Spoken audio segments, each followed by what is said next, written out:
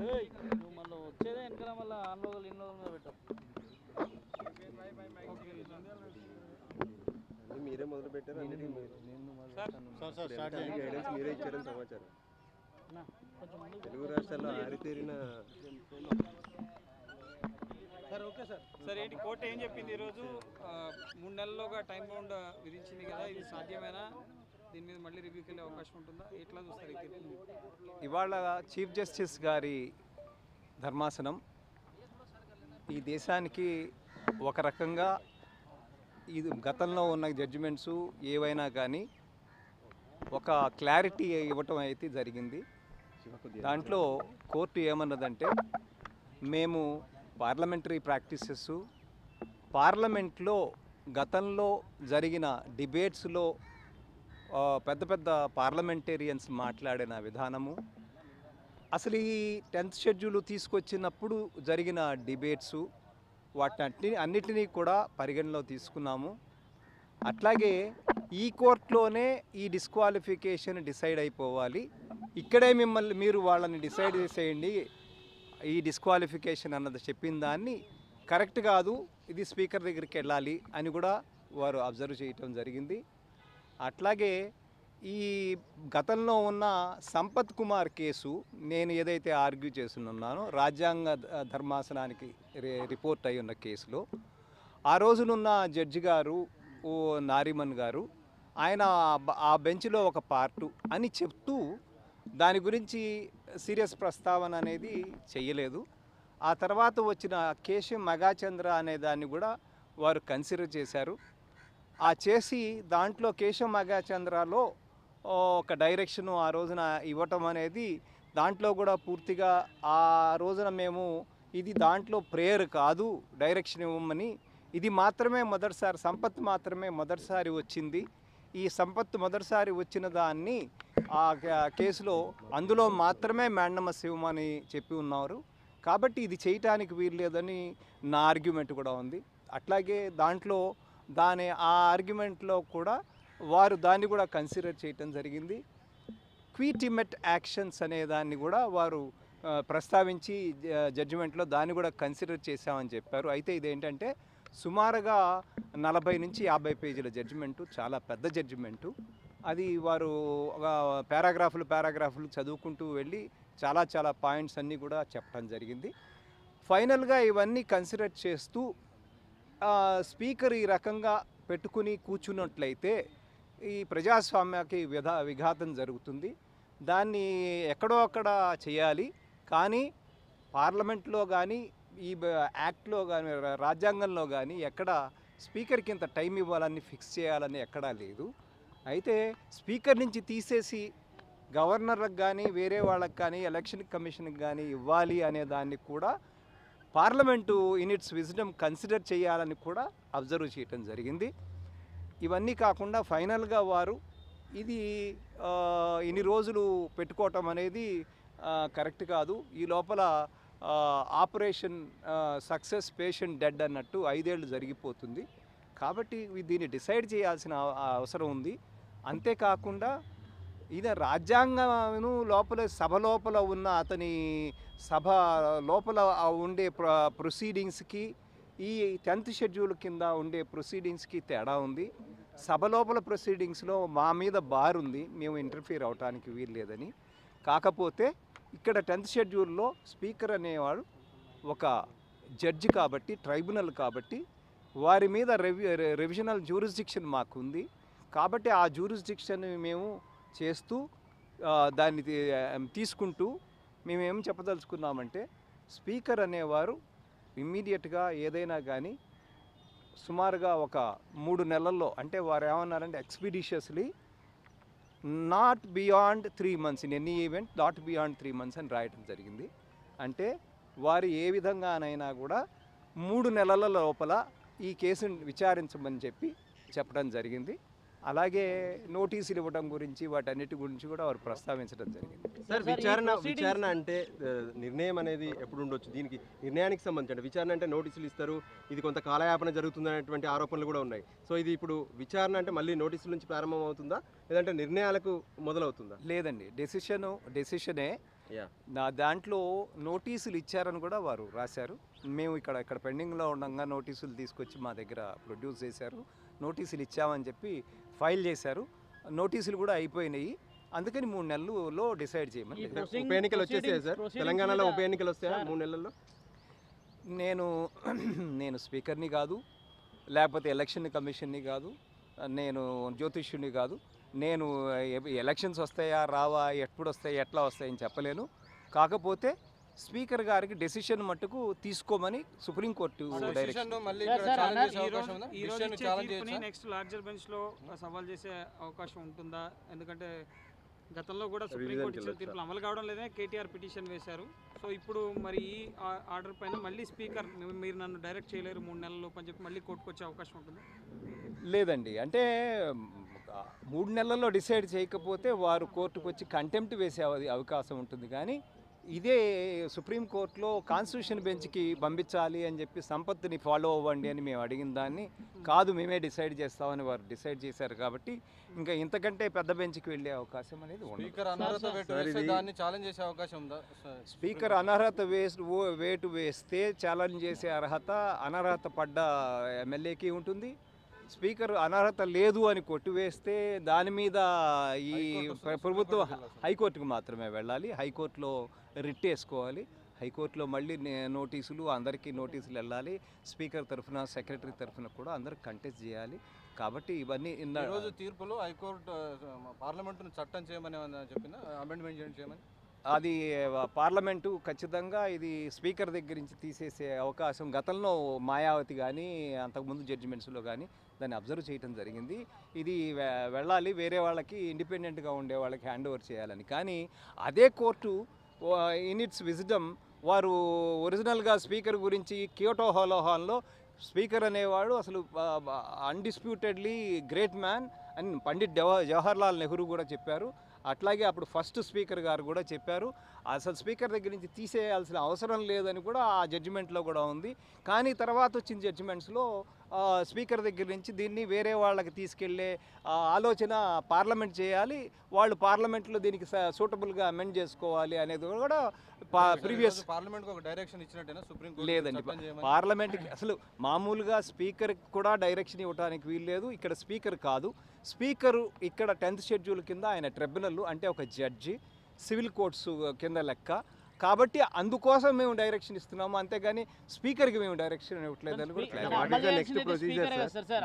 టెక్నికల్గా అమలు చేయాల్సిన స్పీకరే కదా, స్పీకర్కి నాట్ డిక్టేట్ కదా. మరి స్పీకర్ని సుప్రీంకోర్టు ఇప్పుడు డిక్టేట్ చేసినట్టే కదా. నో అదే చెప్తున్నాను. Speaker inside the house proceedings are different, ఇది outside the house proceedings, ఇది కోర్టు. అందుకనే మీకు అసెంబ్లీ హాల్లో ఈ హీరింగ్లు జరగవు, బయట చేంబర్లలో కానీ కాన్ఫరెన్స్ హాల్లో కానీ జరుగుతాయి. ఈయన జడ్జ్, ఆయన ట్రైబ్యునల్కి డైరెక్షన్ ఇచ్చే అధికారం కోర్టుకుంటుంది. సుప్రీంకోర్టు అందులో ఆర్టికల్ 226 కింద కానీ 32, 136 కానీ సుప్రీంకోర్టుకి, హైకోర్టులకి ఆ బ్యాన్ అనేది, ఆ బార్ అనేది అప్లికబుల్ కాదని కాన్స్టిట్యూషన్ బెంచెస్ చెప్పారు. 3 monthsలో మాత్రం నిర్ణయం తీసుకోవాల్సింది స్పీకర్ ఎమ్మెల్యేల విషయంలో, అనర్హత విషయంలో. సుప్రీంకోర్టు ఇవాళ వచ్చిన జడ్జిమెంట్ ప్రకారం ఇంకా పూర్తిగా మనం మొత్తం పాఠం చదవలేదు, కానీ వారు పెనాల్టిమేట్ పారాగ్రాఫ్ చదివిన దాని ప్రకారము ఎక్స్పిడిషియస్గా డిసైడ్ చేయాలి. In any event not beyond 3 months అని చెప్పారు. పిటిషనర్ కోరిన ఇది తీర్పులో ఈరోజు వచ్చిందా? పిటిషనర్లు ఏవైతే కోరుకున్నారో అది ఈరోజు తీర్పులో స్పష్టమైందా? పిటిషనర్ కోరేదేం లేదండి, ఈ రకమైన జడ్జిమెంట్స్ ఆల్రెడీ ప్రీవియస్గా కూడా ఉన్నాయి. ఈ రకంగా వీరు ఫాలో అయినది కూడా కేశవ్ మేఘాచంద్ర కూడా దాంట్లో కూడా 3 నెలల్లో డిసైడ్ చేయమని ఉంది. అంత 2014లో ఒక జడ్జిమెంట్ ఉంది, అది 2016లో ఇంకో జడ్జిమెంట్ ఉంది. వీటన్నిటినీ మించి కూడా మీరు సరిగ్గా వెరిఫై చేసుకుంటే ఇంకొక చాలా ప్రధానమైన వ్యక్తి కూడా వేసి ఈ తరహా కేసుల్లో ఆయనే ఫస్ట్ ఇటువంటి ఆర్డర్ తీసుకున్నారు. మీరు దాన్ని వెరిఫై చేసుకోవాలి. ఇది బెంచ్ మార్క్ అవుతుందా? ఈ 3 months అనేది బెంచ్ మార్క్ అవుతుందా? 3 months అనేది ఇప్పుడు bench mark first correct. 3 months అనేది కరెక్ట్. 3 monthsలో డిసైడ్ చేయాలి. మీరు అసెంబ్లీలో అంటే ఇటువంటి కేసులకు సంబంధించి చాలా త్వరగా చూశారు, ఇవన్నీ చేశారు. సో ఇప్పుడు సుప్రీంకోర్టు ఇచ్చినటువంటి ఈ జడ్జిమెంట్ తర్వాత ఎటువంటి ప్రొసీజర్స్ జరుగుతాయని అనుకోవచ్చు సార్? స్పీకర్ అనే అతను ఆయన కోర్టులో, అంటే స్పీకర్ అంటే జడ్జ్, ఆయనకి 10th షెడ్యూల్ కింద తన రూల్స్ తను ఫ్రేమ్ చేసుకుంటారు, తన ప్రొసీడింగ్ తను ఫ్రేమ్ చేసుకుంటారు. ఆయన ఏ విధంగా దాన్ని డిసైడ్ చేసుకోవాలో ఆ ప్రొసీజరల్ వీటిల్లో ఎవరు ఇంటర్ఫియర్ అవడానికి వీల్లేదు. వారు ఏ విధంగా అయినా ఈ కేసుని డిసైడ్ చేయొచ్చు. కోర్టు చెప్పింది 3 నెలల్లో డిసైడ్ చేయమని. ఆయన ఏ విధమైన డెసిషన్ ఆయన తీసుకో. ఎమ్మెల్యేలు విచారణకు రాకపోతే ఏంటి పరిస్థితి? 10 మంది ఉన్నారు కదా, అది కూడా రాయటం జరిగింది. వారు ఏమన్నారంటే ఒకవేళ కనుక ఎవరన్నా దీన్ని డాడ్జ్ చేసి లేకపోతే ప్రొట్రాక్ట్ చేసి దాన్ని ప్రొలాంగ్ చేసి ఇది చేయడానికి ప్రయత్నం చేస్తే వారిని అడ్వర్స్ ఇన్ఫ్లుయెన్స్ డ్రా చేయమని చెప్పి కూడా వారు రాయటం జరిగింది జడ్జిమెంట్లో. అంటే ఏం చేస్తారు సార్? అడ్వర్స్ ఇన్ఫ్లుయెన్స్ అంటే నీకు ఇంట్రెస్ట్ లేదు అని కోర్టే డిసైడ్ చేసి. ఈ 10 మంది కేసులు ఉన్నాయి ఇక్కడ, సరిపోతుంది అంటారా టైంకు స్పీకర్కు డిసైడ్ చేయడానికి? సార్ ఇప్పుడు సరిపోతుంది సరిపోదు, మహారాష్ట్రలో ఇవన్నీ నాకు టైం లేదు, ఇవన్నీ మనం గతంలో చాలా విన్నాం. అది కూడా రాశారు మహారాష్ట్రలో జరిగిన విషయం. ఇప్పుడు ఇంకా స్పీకర్ గారు ఇదే పని మీద ఉండాలి మొత్తం. అంటే ఇంక మిగతా పనులన్నీ మానేసుకుని ఈ పనే చెయ్యాలి. మరి సెషన్స్ అవన్నీ జరుగుతుంటాయి, వీటన్నిటిలో మరి వాటిని ఏ విధంగా అడ్జస్ట్ చేసుకుంటారు, ఆదివారాలు పెట్టుకుంటారా, ఏం చేస్తారు అనేది వారు జడ్జిగా. సార్ రవిశంకర్, ఇంకొక క్వశ్చన్. ఇప్పుడు ప్రొసీడింగ్స్ కాదు, ఏకంగా వాళ్ళ అనర్హత పిటిషన్ మీదనే డైరెక్ట్ విత్ ఇన్ 3 monthsలో ఫినిష్ చేయాలనేదే కదా ఈరోజు సుప్రీంకోర్టు చెప్పిన ధర్మాసనం. కరెక్ట్. అనర్హత పిటిషన్లని 3 నెలల్లో డిసైడ్ చేయమని చెప్పడం జరిగింది. స్పీకర్ కనుక నిర్ణయం తీసుకోకపోతే ఆయన పైన కంటెంప్ట్ చేయొచ్చా? వీళ్ళు స్పీకర్ పైన కంటెంప్ట్ ఉంటుంది. గతంలో ఒక కాన్స్టిట్యూషన్ బెంచ్ జడ్జిమెంట్లో రాజేంద్ర సింగ్ రాణా అని దాంట్లో ఇలాగే ఒక డైరెక్షన్ ఇచ్చిన తర్వాత స్పీకరు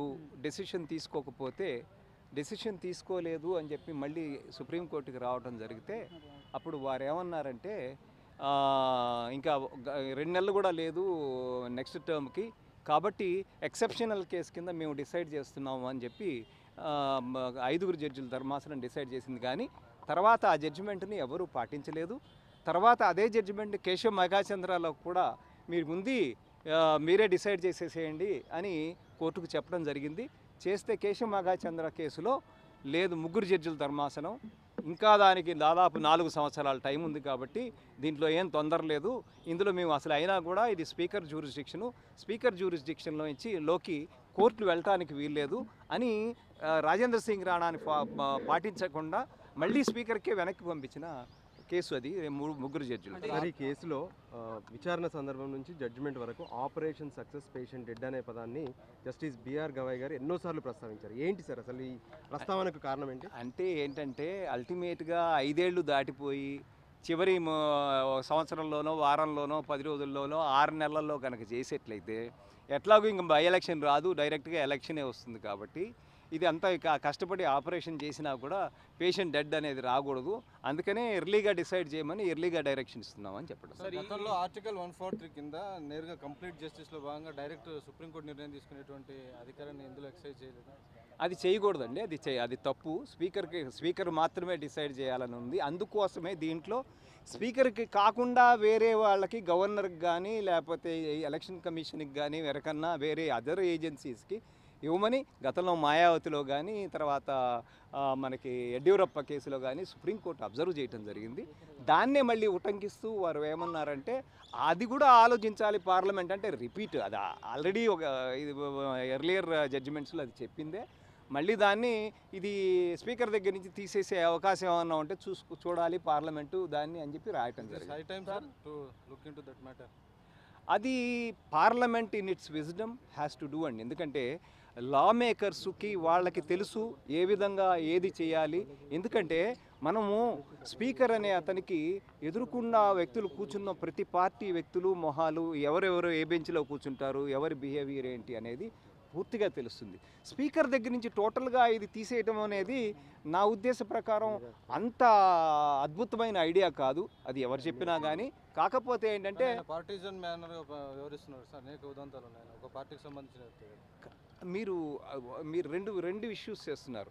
ఒకటి, మీరు 10th షెడ్యూల్ కింద కోర్టు ఆయన, మీరు అసెంబ్లీలో ఆయన స్పీకర్ బిహేవియర్ని తీసుకొచ్చి 10th షెడ్యూల్లో మాట్లాడటం, 10th షెడ్యూల్లో బిహేవియర్ని స్పీకర్లో ఇన్సైడ్ ది హౌస్ మాట్లాడటం అనేది ఎవరికైనా కూడా కరెక్ట్ కాదు. ఇది మాట్లాడే వాళ్ళ అజ్ఞానం. అది యాక్చువల్గా ఓవరాల్గా దేశంలో ఎవరన్నా మాట్లాడితే అది అజ్ఞానమే. ఇప్పుడు ఈ తీర్పు అన్ని రాష్ట్రాలు అంటే భవిష్యత్తులో అన్ని నెక్స్ట్ ఎవరు అసెంబ్లీలకు. పార్టీలు మారినా కానీ ఈ తీర్పు వర్తిస్తుందా? ఎందుకంటే మళ్ళీ ఏమైనా కాన్స్టిట్యూషన్ బెంచ్ ఉంటారు. లా ఆఫ్ ది కంట్రీ అండి. ఇంకా ఇందులో కాన్స్టిట్యూషన్ బెంచ్కి రెఫర్ చేయమని సంపత్ కేసులో ఉంది కాబట్టి నేను మళ్ళీ రిపీటెడ్గా దాన్ని సంపత్ని చూపించడం జరిగింది. వారు దాన్ని ఒప్పుకోలేదు, మేమే డిసైడ్ చేస్తామని చెప్పారు. కాబట్టి ఇది దేశం మొత్తానికి లా కాబట్టి అందరూ ప్రతి స్టేటు దీన్ని ఫాలో అయించాలి. స్పీకర్ దీని మీద రివ్యూకి వచ్చే అవకాశం ఉంటుందా సార్? లేదండి, రివ్యూ ఇంకా ఇందులో రివ్యూలు ఎందుకంటే మహారాష్ట్ర ఉదంతంలో మీకు జరిగింది. దాంట్లో స్పీకర్ చాలా బోల్డ్గా రకరకాలుగా మాట్లాడారు, మనందరం కూడా చూసాము టీవీల్లో వాటిల్లో. నేను చెయ్యనని చెప్పడం కూడా జరిగింది. ఆయన అవన్నీ ఉంది. ఆ విధంగా మన తెలంగాణ స్పీకర్ గారు చాలా సోబర్ మ్యాన్. ఆయనకి పూర్తిగా ఆ లా తెలుసు, ఆయన ఏం చేయాలో తెలుసు, ఆయన లా అబైడింగు, ఆయన ఏ విధంగా డిసైడ్ చేయాలో ఆయనకి తెలిసినట్టు మిగతా ఎవరికి తెలియదు. ఆయన చాలా సౌమ్యంగా ప్రశాంతంగా చేస్తారు. మహారాష్ట్ర స్పీకర్ లాగా అట్లా పోయి అగైన్స్ట్ కోర్టు పోయి చేయటం అనేది జరగదు నా ఉద్దేశం. సంజయ్ మైక్ ఒక్క నిమిషం మైక్ చూడదు అన్న, ఒక్క నిమిషం ఉన్నాను అన్న. సుప్రీంకోర్టు ఒక చారిత్రాత్మకమైన జడ్జిమెంట్ పాస్ చేయడం జరిగింది. సుప్రీంకోర్టు పాస్ చేసుకుంటా chief justice of India judgement pass చేసుకుంటా 3 monthsలో డెసిషన్ తీసుకోవాలి డిస్క్వాలిఫికేషన్ పిటిషన్స్ మీద అని చెప్పడం జరిగింది. అండ్ ఒకవేళ 3 monthsలో ఎమ్మెల్యేస్ కనుక ప్రొటెక్ట్ చేసినా డిలే చేసినా కూడా వాళ్ళకి అగెయిన్స్ట్గా ఇన్ఫరెన్స్ డ్రా చేయాలి అని కూడా చెప్పడం జరిగింది. సో ఈరోజు this a brilliant judgement and ఆ 3 months లోపల స్పీకర్ నిర్ణయం తీసుకోవాల్సి వస్తుంది. సో ఒకవేళ తీసుకోకపోతే మళ్ళీ మీరు సుప్రీంకోర్టుకి వస్తారా? తీసుకోవాలి. అండ్ ఒక ఆర్డర్ సుప్రీంకోర్టు పాస్ చేసిన తర్వాత సుప్రీంకోర్టు కూడా క్లారిటీ ఇవ్వడం జరిగింది. స్పీకర్కి కాన్స్టిట్యూషన్ ప్రివిలేజ్ ఉండదు, speaker is judicial tribunal. So ఒక ఎన్సిఎల్టీ ఎలానో స్పీకర్ ట్రిబ్యునల్ కూడా అలానే ఉంటుంది. సో వాళ్ళు డెసిషన్ పాస్ చేయాలి, పాస్ చేయకపోతే they are amenable to contempt jurisdiction. Patient operation success, patient dead అనేది కానివ్వమని చెప్పి కామెంట్ చేసింది. అది ఇంతకుముందు అన్ని కేసులలో మీరు చూసుకుంటే 5th year 4.5 years అయ్యే టైంకి కేసులు వేయడము. రాజేంద్ర సింగ్ రాణా కేసులో సుప్రీంకోర్టు డెసిషన్ తీసుకుంది, మేము కూడా అది అడగడం జరిగింది. కాకపోతే ఇప్పుడు గడువు ఆల్రెడీ ఇంకో 3 years ఉంది కాబట్టి మేము ఆ స్టెప్ తీసుకోము, స్పీకర్ని అడ్జుడికేట్ చేయనియండి, టైం ఉంది కాబట్టి అని అనడం జరిగింది. అండ్ ఆపరేషన్ సక్సెస్ఫుల్, పేషెంట్ డెడ్లా కావద్దు అంటే మేము అన్ని డైరెక్షన్స్ ఇచ్చి జరిగిన అన్యాయం జరగనివ్వండి అనేటట్టు ఉండొద్దు. ఆపరేషన్ సక్సెస్ఫుల్, పేషెంట్ కూడా బతికే ఉండాలి అనే తీరులో కమెంట్ చేయడం జరిగింది. ప్రేయర్లో సుప్రీంకోర్టు గతంలో ఇచ్చిన తీర్పులో అమలు కావడం లేదని చెప్పి కేటీఆర్ గారు పిటిషన్ వేశారు. మళ్ళీ ఇప్పుడు అదే ప్రేయర్ అనుగుణంగానే తీర్పు వచ్చింది కదా, మళ్ళీ కోర్టులో టైం ఇచ్చింది కదా. కోర్టులో 3 months టైం ఎందుకు ఇచ్చిందంటే స్పీకర్ అడ్జుడికేట్ చేయాలి whether they are really disqualified or not అని. సో దానికి అవుట్లైన్ ఇవ్వడం జరిగింది. సో 3 months లోపల ఒక ఖచ్చితమైన డెసిషన్ తీసుకోవడం జరుగుతుంది. ఎమ్మెల్యేలు కనుక రాకుంటే, విచారణకు రాకుంటే వాళ్ళు సాగదీస్తే ఏంటి పరిస్థితి? అది కూడా ఇవ్వడం జరిగింది లిబర్టీ. ఎమ్మెల్యేలు విచారణకు రాకపోతే వాళ్ళకి అగేన్స్ట్గా ఇన్ఫ్లుయెన్స్ డ్రా చేయమని కూడా చెప్పడం జరిగింది. స్పీకర్ 3 నెలల్లో నిర్ణయం తీసుకుంటాడు మీకు అనిపిస్తుందా? ఎందుకంటే ప్రస్తుత పరిస్థితులు బట్టి 10 కేసులు హ్యాస్ టు టేక్ అండి, హీ హ్యాస్ టు టేక్. దీన్ని రివ్యూ అయ్యే అవకాశం ఉంటుందా మళ్ళీ? లేదండి, నో ఛాన్స్. ఖచ్చితంగా మీరు ఏదైతే కోరుకున్నారో అది ఇవాళ సుప్రీంకోర్టు తీర్పులో కనపడిందా? మీరు ఏదైతే ఆశించారో మా ఆర్గ్యుమెంట్స్ టోటల్ సుప్రీంకోర్టు మేము ఏదైతే ఆర్గ్యుమెంట్ చేసిందో అదే జడ్జిమెంట్ రూపంలో తిరిగి వచ్చింది. అండ్ సుప్రీంకోర్టు మేము ఇంతకుముందు కేశం మేఘాచంద్ర జడ్జిమెంట్లో 3 months టైం ఇచ్చారు, అదే ఈ కేసులో కూడా ఇంప్లిమెంట్ చేయడం అని అడగడం జరిగింది. అండ్ సేమ్ అదే 3 months ఇచ్చారు. ఇప్పుడు బీఆర్ఎస్ నుంచి కాంగ్రెస్లోకి పోయిన ఒక 2-3 ఆలంపూర్ కానీ మిగతా కొద్దిమంది ఎమ్మెల్యేలు మళ్ళీ మేము బీఆర్ఎస్లో చేరామని చెప్తారు. సో వాళ్ళంతా కొంత ఢిల్లీ ఉన్నారు, వాళ్ళ పరిస్థితి లేదండి. ఒక్కసారి ఇఫ్ దే ఆర్ డిస్క్వాలిఫై చేశారని ప్రూవ్ అయితే మాత్రం వాళ్ళు మళ్ళీ బీఆర్ఎస్లో ఉన్నా అని చెప్పినా కూడా అది వర్తించదు, వాళ్ళు డిస్క్వాలిఫై అయినట్టే. అంటే వాళ్ళు ఎక్కడ కూడా పార్టీ యాక్టివిటీస్లో పాల్గొనలేదు. కడియం శ్రీహరి, నాగేంద్రకి తప్ప మిగతా మిగిలిన వాళ్ళు ఎక్కడ కూడా పార్టీ పాల్గొనలేదు. అభివృద్ధి కోసమే సీఎంని కలిసాను తప్ప మేము ఎక్కడ కాలేదని చెప్తున్నారు. మేము వెళ్ళలేదు. అభివృద్ధి గురించే కలవాలంటే కండువాలు కప్పుకోవాల్సిన అవసరం లేదు. There is ample of evidence. వాళ్ళ అసెంబ్లీలో ఎక్కడ కూర్చోవడం జరిగింది. తీసుకోలేదు కదా. నో అసెంబ్లీలో ట్రెజరీ బెంచ్లో ఎందుకు కూర్చున్నారు? ట్రయరీ బెంచ్ ఎవిడెన్సెస్ ఉన్నాయి, ఇంకా చాలా ఉన్నాయి. మేము అంతా ట్రయల్లో పెడతాము, అన్నీ ఇప్పుడు చెప్పలేను, అన్ని ట్రయల్లో పెడతాము. కండువాలు కప్పుకోవాల్సిన అవసరం లేదు. మర్యాదపూర్వకంగా 10 మంది ఎమ్మెల్యేలకు 3 నెలల సమయం సరిపోతున్నట్టు ఈ కేసు విచారణకు డే టు డే చేయాలి. ప్రొసీడింగ్స్ డే టు డే చేస్తే అవుతుంది. 3 months ఎందుకు కాదండి? స్పీకర్కి వేరే పని ఉండదు, అసెంబ్లీ నడపాలి కదా. అది కూడా కమెంట్ చేయడం జరిగింది సుప్రీంకోర్టు. ఏ పని ఉన్నా కూడా this is important function, constitutional function. So 3 months outer limit ఇచ్చారు. మనం why should we draw negative influence? Speaker 3 months లో చేస్తారని అనుకుందాం. Will go positive side. By election response వస్తాయంటారా? నేను అడ్వకేట్గా 100% వస్తేనే, నేను ఇప్పుడు కాదు రిజర్వ్ అయిన రోజు కూడా మీకు చెప్పాను, అదే జడ్జిమెంట్ చెప్పాను 3 months అని, ఈరోజు అదే జడ్జిమెంట్ వచ్చింది. సో హోప్ఫుల్లీ బై ఎలక్షన్స్ అవుతాయి. స్పీకరు సుప్రీంకోర్టు నిర్దేశించిన ప్రకారం ఈ 3 నెలలు కాకుండా మరింత సమయం తీసుకోవడానికి ఆయనకి ఏమన్నా ప్రొటెక్షన్స్ కానీ అవకాశాలు కానీ ఉన్నాయా? ఏ కారణంతో అడగొచ్చా? కొంత టైం పొడిగించమని అడగొచ్చా? లేదు పొడిగించమని కానీ దట్ ఆల్ అగైన్ డిపెండ్స్. ఏ కారణం అడుగుతున్నారో ఏమవుతుందో అనేది ఈ రోజు మనం 3 months అహెడ్ ఏమవుతుందో మనం ఈ రోజు విశ్లేషణ చేస్తే అది కరెక్ట్ కాదు. అవకాశం ఉంటుందా అని నేను ఉండదు, 3 నెలలకు మించి ఉండదు. ఎందుకంటే this complete direction pass by the chief justice. ఆ తీర్పు నుంచి మాకు మినహాయింపు ఉండి ఇంకో నెల పొడిగించిన స్పీకర్ కోరడానికి అవకాశం ఉందా? ఆ రోజు ఆ ఎవిడెన్స్ చూపించాలి, దానికి అనుకూలమైన ఎవిడెన్స్ చూపించాలి. ఈ 3 months మీరు ఏం చేశారు అనేది కూడా ఉంది కదా, ఇవన్నీ ఎవిడెన్స్ పెట్టారా? అవన్నీ ఉన్నాయి. అవన్నీ డిస్క్వాలిఫికేషన్ పిటిషన్స్తో పాటు ఉన్నాయి. ఇంకా ఎవిడెన్స్ ఉంది, అవన్నీ మేము ట్రయల్లో పెడతాము. సో దాని ప్రకారంగా తీర్పు ఉంటుంది. Thank you. Thank you. ఆజా